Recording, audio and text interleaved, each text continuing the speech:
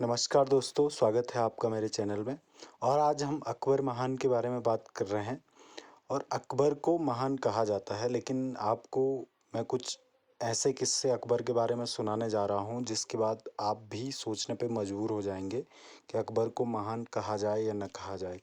अकबर भारत पे सबसे पहले पानीपत की लड़ाई में जब हेमचंद बिक्रमजीत के खिलाफ लड़ा, तो इस युद्ध में अकबर विजयी हो गया और हेमचंद बिक्रमजीत मारा गया, हार गया।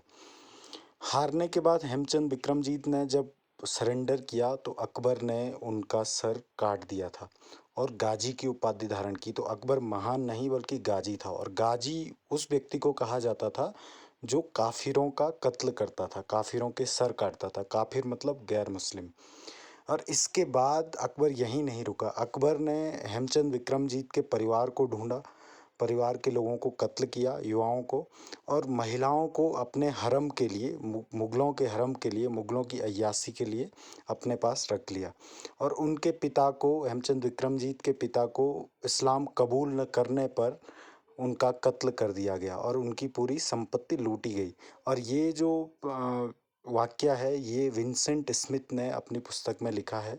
तो उन्होंने मुगल समय के इतिहास को लिखा है। तो इसमें अकबर के ये किस्से देखने को मिलते हैं।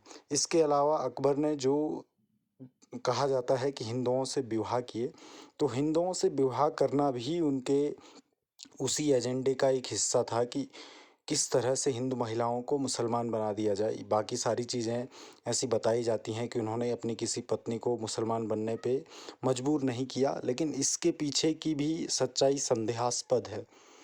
क्योंकि जो जो व्यक्ति गाजी की उपाधि धारण करता है और वो व्यक्ति अगर इस तरह की उसके बारे में लिखी जाए, तो ये कहा जा सकता है कि उसके दरबार में रहने वाले कवियों ने उसके बारे में अतिशयोक्ति की है।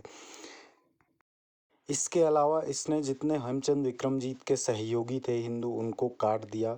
उनके परिवार की औरतों को बंदी बना दिया गया। युवा औरतों को अपने हरम के लिए, अपनी अय्याशी के लिए अपने पास रख लिया और बूढ़ी औरतों को दास बनाकर बेच दिया गया। सोचने वाली बात तो ये है कि अगर अकबर महान था तो अकबर अपने आप को तैमूर का वंशज कहने से कैसे फ़ख्र महसूस करता था। जिस तैमूर ने भारत पे आक्रमण किया, भारत को लूटा, उसका वंशज होने में, उसका वंशज कहलाने में मुग़लों को फ़ख्र होता था। और उन सभी मुग़लों में, उन सभी लोगों में अकबर भी था। अकबर ऐसा नहीं था कि वो तैमूर का वंशज कहलाने में खुद को शर्म महसूस करता हो, वो भी तैमूर का वंशज कहलाने में फ़ख्र महसूस करता था। तो आप सोचिए कि एक लुटेरे, एक तैमूर जो लुटेरा था, उसका वंशज कहलाने में वो फ़ख्र महसूस करते थे, जबकि सारे हिंदुस्तान में तैमूर को बुरा व्यक्ति के रूप में, एक बुरे शासक के रूप में, एक आक्रमणकारी के रूप में याद किया जाता है। इसी तरह अकबर ने अपनी हवस को पूरा करने के लिए मालवा पे आक्रमण किया। मालवा में रूपवती नाम की एक खूबसूरत रानी थी। और इस रानी को पाने के लिए अकबर ने मालवा को बर्बाद कर दिया। मालवा में कार काट मार मचाई। मालवा के हिंदुओं को, यहाँ तक कि मालवा के मुसलमानों को भी उसने काट मार मचाई और उनको सबको ख़त्म कर दिया। उसी तरह उसने गोंडवाना की रानी दुर्गावती को पाने के लिए भी युद्ध किया। और उसने जब रानी दुर्गावती नहीं मानी तो रानी दुर्गावती हथियार लेके सामने खड़ी हो गई, तो रानी दुर्गावती और उनके पुत्र को भी मरवा दिया। उनका नाबालिग पुत्र था, तो युद्ध में नाबालिग पुत्र को भी मार दिया गया। तो अगर अकबर महान होता तो उस नाबालिग पुत्र को नहीं मारता और रानी दुर्गावती को सिर्फ इसलिए उनके खिलाफ युद्ध नहीं छेड़ता कि वो एक सुंदर स्त्री थी, इसलिए उनके खिलाफ युद्ध छेड़ दिया गया कि वो उनके हरम में आ जाए, वो उनकी दासी बन जाए, वो उनकी पटरानी बन जाए। इसके अलावा अकबर ने अपने गुरु माता, जो गुरु थे बैरम खां, उनकी पत्नी को भी अपनी रानी बनाया। सबसे पहले तो इसने, अकबर ने गुरु बैरम खां को साजिश के तहत मक्का मदीना भेजा और मक्का मदीना जाते हुए बैरम खान की हत्या हो गई। और बैरम खान की हत्या होने के बाद इसने उनकी, जब बैरम खान की हत्या हुई तो उनकी पत्नी को बिल्कुल कोई नुकसान नहीं पहुंचाया गया था।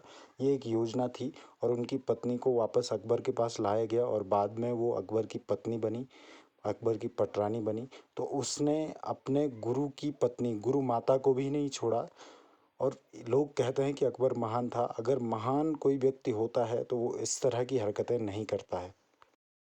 इस सब के अलावा अकबर ने एक और योजना बनाई। उसने राजपूतों से जो राजपूत कमज़ोर थे उनको डरा धमका के उनको डराया धमकाया, उनको अपने राज में शामिल किया। फिर उनकी खूबसूरत पुत्रियों को अपने दास में ले लिया, अपने लिए पत्नी के रूप में ले लिया। तो इस तरह के अकबर के कारनामे थे और वो जहाँ जहाँ आक्रमण करता था वो हिंदुओं पे बर्बरता करता था। तो आप खुद सोचिए कि जो व्यक्ति इस तरह की सोच रखता हो, जिसके कारनामे इस तरह हों, वो महान कैसे हो सकता है। और हमारे इतिहास में हमें ये पढ़ाया जाता है कि अकबर महान था, अकबर संत था, अकबर ने धार्मिक सहिष्णुता का पालन किया, अकबर ने देश में एकता की मिसाल दी। लेकिन ये सारी चीज़ें झूठी हैं। तो दोस्तों इसी तरह के वीडियो आगे भी लाते रहेंगे। चैनल को सब्सक्राइब करें, शेयर करें और इस बात पे ज़रूर मनन करें कि ऐसे व्यक्ति को महान कहा जाना चाहिए या नहीं कहा जाना चाहिए। Thank you.